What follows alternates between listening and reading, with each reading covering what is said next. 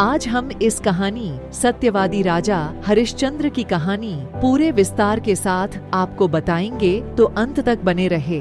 राजा हरिश्चंद्र एक सत्यवादी राजा थे। त्रेता युग में जन्मे हरिश्चंद्र राजा को उनकी सत्यनिष्ठा के लिए आज कलयुग में भी जाना जाता है। आज भी जब सत्य की बात होती है तो हमारे मन में सत्यवादी राजा हरिश्चंद्र का नाम जरूर आता है। सत्य का प्रतीक राजा हरिश्चंद्र को सत्य बोलने के लिए अनेक कष्ट सहने पड़े थे। राजा हरिश्चंद्र धर्मपरायण, सच बोलने और वचन पालन के लिए मशहूर थे। वे भगवान राम के पूर्वज थे। इतिहास में महाराजा हरिश्चंद्र के जैसा राजा आज तक कोई नहीं हुआ है। पौष माह में शुक्ल पक्ष की पूर्णिमा के दिन राजा हरिश्चंद्र का जन्म हुआ था। राजा हरिश्चंद्र अयोध्या के प्रसिद्ध सूर्यवंशी राजा सत्यव्रत के पुत्र थे। इनकी पत्नी का नाम तारामती था और पुत्र का नाम रोहित था। राजा हरिश्चंद्र हर हाल में सच का साथ देते थे, जिसकी वजह से उनकी कीर्ति चारों ओर फैली हुई थी। उनकी कीर्ति से देवताओं के राजा इंद्र को भी जलन हो रही थी। इसलिए इंद्र ने महर्षि विश्वामित्र को हरिश्चंद्र की परीक्षा लेने के लिए उकसाया। उनकी प्रसिद्धि के बारे में आर्षि विश्वामित्र ने भी सुना था और उन्होंने स्वयं राजा की परीक्षा लेने के बारे में सोचा। महर्षि विश्वामित्र ने राजा हरिश्चंद्र को अपने योग बल से ऐसा स्वप्न दिखलाया कि राजा स्वप्न में आर्षि को पूरा राज्य दान में दे रहे हैं। सुबह जब हरिश्चंद्र अपने दरबार में गए तो उनसे मिलने 1100 ब्राह्मणों के साथ महर्षि विश्वामित्र वहां आ गए। राजा हरिश्चंद्र ने महर्षि विश्वामित्र का स्वागत जोर शोर से किया।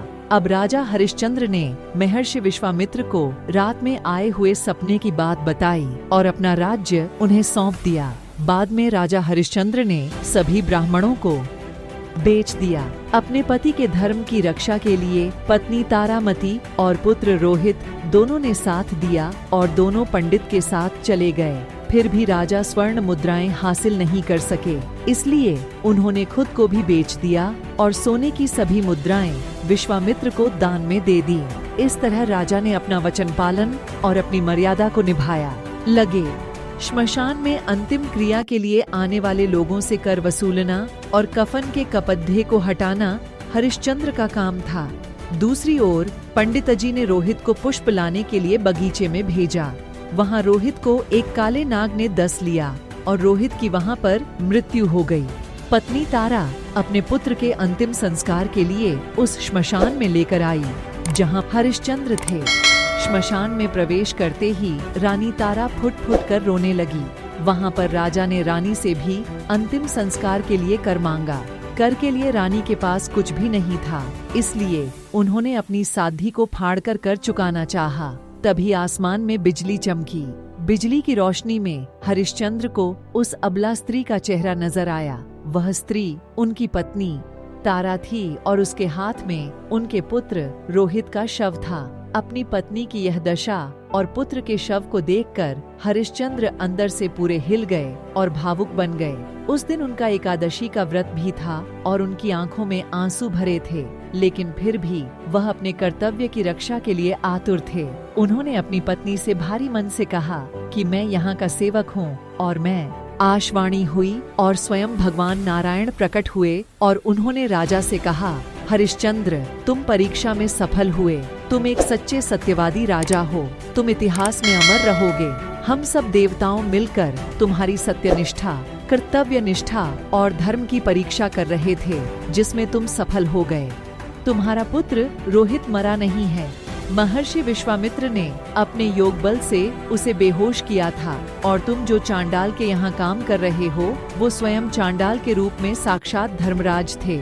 इतने में ही रोहित जीवित हो उठा और ईश्वर की अनुमति से विश्वामित्र ने भी हरिश्चंद्र का राजपाट उन्हें वापस लौटा दिया गया।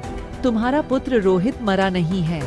महर्षि विश्वामित्र ने अपने योग बल से उसे बेहोश किया था और तुम जो चांडाल के यहाँ काम कर रहे हो वो स्वयं चांडाल के रूप में साक्षात धर्मराज थे। इतने में ही रोहित जीवित हो उठा और ईश्वर की अनुमति से विश्वामित्र ने भी हरिश्चंद्र का राजपाट उन्हें वापस लौटा दिया गया। महर्षि विश्वामित्र ने महाराजा हरिश्चंद्र को आशीर्वाद दिया और श्मशान में ही देवताओं ने राजा हरिश्चंद्र और रानी तारामती पर पुष्प वर्षा की। हरिश्चंद्र फिर अयोध्या में लंबे समय तक सत्य धर्म का राज्य चलाते रहे और अपने अंत समय में अपने बेटे रोहित को राज्य देकर वे सूरपुर सिधार गए। राजा सत्यवती हरिश्चंद्र की कहानी से हमें यह सीख मिलती है कि इंसान को किसी भी परिस्थिति में सच का साथ नहीं छोड़ना चाहिए। हम उम्मीद करते हैं कि आपको यह कहानी पसंद आई होगी। इसे आगे शेयर जरूर करें। यदि इस कहानी से जुड़ा कोई संजाव है तो कमेंट बॉक्स में जरूर बताएं।